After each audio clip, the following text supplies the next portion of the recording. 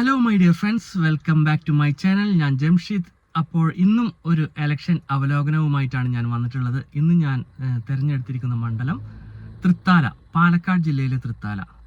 സംഗതി പാലക്കാട് ജില്ലയിലാണെങ്കിലും ഈ ഒരു മണ്ഡലം സ്ഥിതി ചെയ്യുന്നത് ഒരു ട്രൈ ജംഗ്ഷൻ എന്നൊക്കെ വേണമെങ്കിൽ നമുക്ക് പറയാം. തൃശ്ശൂരിൻ്റെയും മലപ്പുറത്തിൻ്റെയും പാലക്കാടിൻ്റെയും ഇടയിൽ കിടക്കുന്ന മൂന്ന് ജില്ലകളിലെയും ആ ഒരു കൾച്ചർ ഉൾക്കൊള്ളുന്ന ഒരു മണ്ഡലമാണ് തൃത്താല. പാലക്കാട് മണ്ഡലമാണെങ്കിലും കൂടുതലും സ്വാധീനം മലപ്പുറം അതിൻ്റെ സ്വാധീനം ഒരുപാടുള്ള ഒരു മണ്ഡലമാണ് തൃത്താല. തൃശ്ശൂർ ജില്ലയുടെയും ഒരു സ്വാധീനം നമുക്ക് ആ മണ്ഡലത്തിൽ കാണാനും സാധിക്കും. ന്യൂനപക്ഷങ്ങൾക്കും ഭൂരിപക്ഷങ്ങൾക്കും ഒരുപോലെ സ്വാധീനമുള്ള ഒരു മണ്ഡലമാണ് തൃത്താല മണ്ഡലം. ഇടതുപക്ഷ സ്വഭാവം കാണിച്ചിരുന്ന ഒരു മണ്ഡലമാണ്. 2 ടേമായി VT ബൽറാം ജയിച്ചു. പിന്നീട് നമ്മുടെ മന്ത്രിയായ MP രാജേഷ്, അദ്ദേഹമാണ് ഇപ്പോൾ ആ മണ്ഡലത്തെ പ്രതിനിധീകരിക്കുന്നത്. ഇപ്രാവശ്യവും നേരിട്ടുള്ളൊരു ഏറ്റുമുട്ടലാണ് MP രാജേഷും അതുപോലെ തന്നെ തൃത്താലയിലെ പഴയ ജനകീയ MLA ആയിരുന്ന VT ബൽറാമും തമ്മിലാണ് മത്സരം. BJPക്കും കാര്യമായ സ്വാധീനമുള്ള ഒരു മണ്ഡലമാണ് തൃത്താല മണ്ഡലം.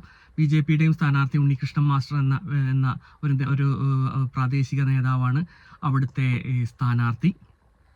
ഇനി നമുക്ക് ഈ മണ്ഡലത്തിൻ്റെ സ്വഭാവം ഓൾറെഡി നമ്മൾ ഡിസ്കസ് ചെയ്തു. ഇതിൻ്റെ ഡെമോഗ്രഫി അതുപോലെ തന്നെ രാഷ്ട്രീയ സ്വഭാവം ഓൾറെഡി നമ്മൾ പറഞ്ഞ പോലെ തന്നെ ഒരു ഇടതുപക്ഷ സ്വഭാവം കാണിക്കുന്നുണ്ടെങ്കിലും UDFന് നല്ല വേരോട്ടമുള്ള ഒരു മണ്ഡലമാണ് തൃത്താല മണ്ഡലം.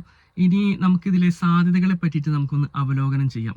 കഴിഞ്ഞ 3 ടേമിൽ 2 ടേമും വിജയിച്ചത് VT ബൽറാമാണ്.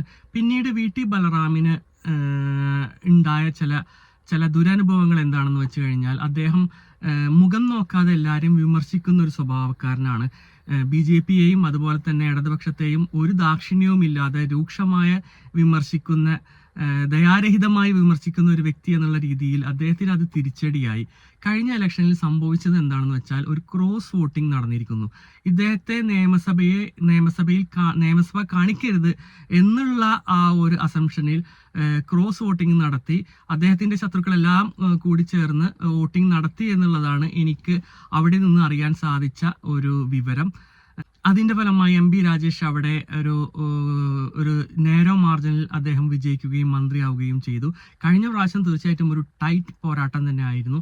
ഇപ്രാവശ്യവും ആ ഒരു ടൈറ്റ് പോരാട്ടം നിലനിൽക്കും എന്നുള്ളതാണ് എൻ്റെ ഒരു വിശ്വാസം. മന്ത്രി എന്നുള്ള അഡ്വാൻറ്റേജ് തീർച്ചയായിട്ടും MP രാജേഷിനുണ്ട്. പിന്നെ അതുപോലെ തന്നെ കഴിഞ്ഞ പ്രാവശ്യത്തെ പോലെ ക്രോസ് വോട്ടിംഗ് ചെറിയ തോതിലെങ്കിലും നടന്നേക്കാം എന്നുള്ളൊരു അനുമാനമുണ്ട്. കഴിഞ്ഞ പ്രാവശ്യം നടന്ന അത്ര തന്നെ ഒരു ക്രോസ് വോട്ടിംഗ് ഇപ്രാവശ്യം നടക്കാനുള്ള സാധ്യത കുറവാണ്. കാരണം ബൽറാം കുറച്ചും കൂടിയൊക്കെ ഒന്ന് മൈൽഡ് ആയിരിക്കുന്നു. വിമർശനത്തിന്റെ മുന കുറച്ചൊക്കെ കുറഞ്ഞിരിക്കുന്നു. അദ്ദേഹം MLA അല്ലാതിരിക്കുന്ന കഴിഞ്ഞ 5 വർഷമായി. അപ്പോൾ ആ ഒരു പഴയ ദേഷ്യം അദ്ദേഹത്തിന്റെ രാഷ്ട്രീയ ശത്രുക്കൾക്ക് ഉണ്ടായിരിക്കില്ല. അപ്പോൾ അങ്ങനെ ഒരു കോർണർ ചെയ്ത് വോട്ട് ചെയ്ത് തോൽപ്പിക്കാമെന്നുള്ള ഒരു ചിന്ത കുറഞ്ഞു കാണും എന്നാണ് ഞാൻ കരുതുന്നത്. രാഷ്ട്രീയമായി നോക്കുകയാണെന്നുണ്ടെങ്കിൽ ഞാൻ നേരത്തെ പറഞ്ഞു, തൃത്താല മണ്ഡലത്തിൽ LDFന് കാര്യമായ ഒരു വോട്ട് ബേസ് ഉള്ള മണ്ഡലമാണ്. UDFനും നല്ല സ്വാധീനമുണ്ട്. പ്രത്യേകിച്ച് ന്യൂനപക്ഷ മേഖലകളിലും ഒക്കെ നല്ല സ്വാധീനമുള്ള ഒരു മുന്നണി അല്ലെങ്കിൽ ഒരു പാർട്ടിയാണ് UDFും കോൺഗ്രസും തൃത്താല മണ്ഡലത്തിൽ. അപ്പോൾ വീണ്ടും ഒരു ബലാബല മത്സരം, ഒരു ടൈറ്റ് മത്സരത്തിലേക്കാണ് തൃത്താല പോകുന്നത് എന്നുള്ള ഒരു കാര്യം നമുക്ക് പറയാം. 1-2 കാര്യങ്ങൾ എനിക്ക് ഇതിൽ നിന്നുള്ള ഒരു അനുമാനിക്കാനുള്ളത് എന്താണെന്ന് വെച്ചാൽ, രാജേഷ് കുറച്ചും കൂടി മുന്നോട്ട് പോയിരിക്കുന്നു. മുന്നത്തേക്കാൾ ഉപരി മണ്ഡലത്തിൽ കുറച്ച് നിറഞ്ഞു നിൽക്കാനും ജനങ്ങളുടെ ഇടയിൽ ഒരു സ്വാധീനം ഉറപ്പിക്കാനും രാജേഷിന് കഴിഞ്ഞിട്ടുണ്ട് കഴിഞ്ഞ 5 വർഷമായി. പിന്നെ ഭരണകക്ഷി MLA മന്ത്രി എന്നുള്ള നിലയിൽ അദ്ദേഹത്തിന്റെ പ്രവർത്തനങ്ങൾ ഒക്കെ അവിടെ സ്വാധീനിക്കാൻ ചാൻസ് ഉണ്ട്. പിന്നെ ബലറാമിന്റെ ഒരു അഡ്വാൻറ്റേജ് എന്താണെന്ന് വെച്ചാൽ, പരിചയപ്പെടുത്തൽ ആവശ്യമില്ലാത്ത ഒരു വ്യക്തിയാണ്. 10 വർഷം ആ ഒരു മണ്ഡലത്തെ പ്രതിനിധീകരിക്കുകയും കഴിഞ്ഞ 5 വർഷം അവിടെ തന്നെ പ്രവർത്തിക്കുകയും ആ പ്രവർത്തന മേഖല തൃത്താല തന്നെ ആക്കി മുന്നോട്ട് പോവുകയും ചെയ്ത ഒരു വ്യക്തിയാണ്. പിന്നെ അദ്ദേഹം കുറച്ചും കൂടി ഒക്കെ ഒരു മെച്യൂരിറ്റി അദ്ദേഹം നേടിയിട്ടുണ്ട്. പഴയ പോലെ ഒരു നേരത്തെ പറഞ്ഞ പോലെ തന്നെ ദയാരഹിതമായുള്ള വിമർശനങ്ങളൊക്കെ അദ്ദേഹം മാറ്റിവെച്ചു. കുറച്ചും കൂടി ഒരു കൺസർവേറ്റീവ് ആയിട്ടുണ്ട് എന്നുള്ളത് അദ്ദേഹത്തിൻ്റെ അഡ്വാൻറ്റേജ് ആണ്. അപ്പോൾ രാഷ്ട്രീയമായി നോക്കുകയാണെന്നുണ്ടെങ്കിലും വ്യക്തിപരമായിട്ട് നോക്കുകയാണെന്നുണ്ടെങ്കിലും ബലാബലമാണ്. എന്നിരുന്നാലും ഈ ഭരണവിരുദ്ധ ഒരു വികാരം ജനങ്ങളുടെ ഇടയിൽ നമുക്ക് പ്രകടമായി കാണാം. ഞാൻ എൻ്റെ ഒരു അനുമാനത്തിൽ ഒരു നേരോ മാർജിൻ, എഗെയിൻ ഒരു നേരോ മാർജിൻ വരാനാണ് ചാൻസ്.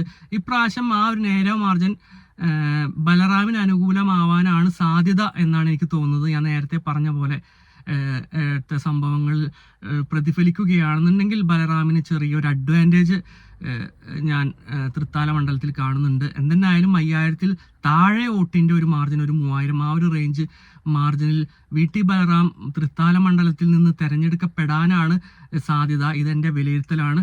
നിങ്ങൾക്ക് ഈ ഒരു അഭിപ്രായത്തോട് വിയോജിക്കുകയോ യോജിക്കുകയോ ചെയ്യാം. നിങ്ങളുടെ വിയോജിപ്പാണെങ്കിലും യോജിപ്പാണെങ്കിലും എന്നെ കമൻറ്റിലൂടെ എഴുതി അറിയിക്കുക. Bye for now, this is Jamsheed.